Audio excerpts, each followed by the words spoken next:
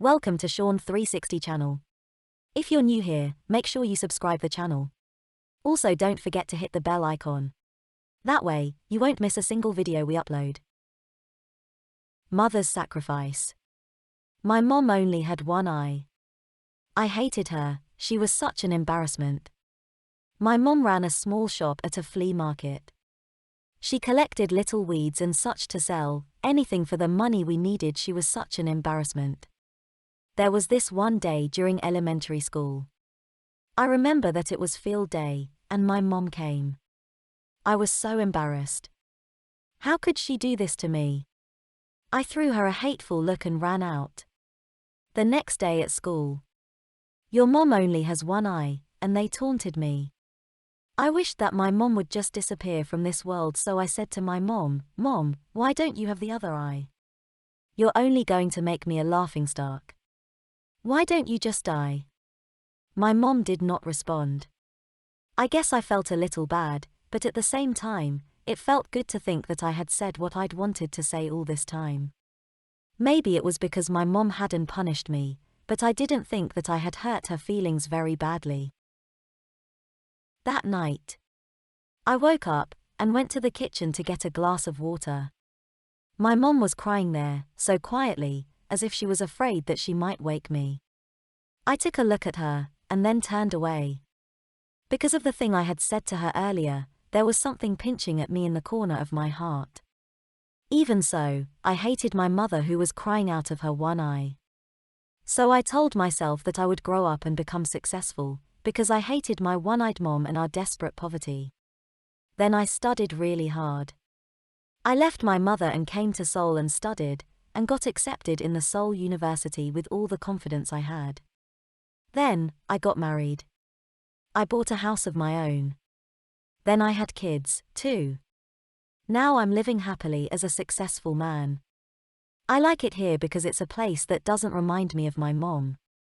This happiness was getting bigger and bigger, when someone unexpected came to see me. What? Who's this?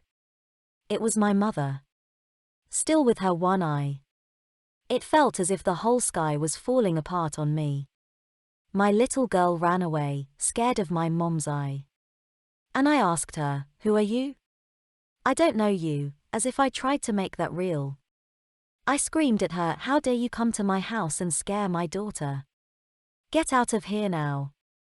And to this, my mother quietly answered, "Oh, I'm so sorry. I may have gotten the wrong address," and she disappeared.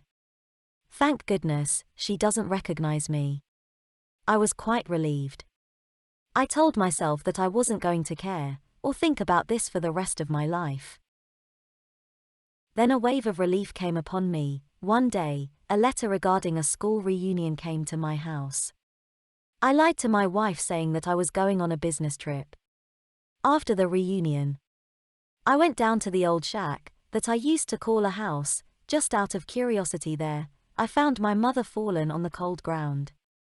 But I did not shed a single tear. She had a piece of paper in her hand. It was a letter to me. She wrote, "My son, I think my life has been long enough now. Anne, I won't visit Seoul anymore, but would it be too much to ask if I wanted you to come visit me once in a while? I miss you so much. And I was so glad when I heard you were coming for the reunion. But I decided not to go to the school.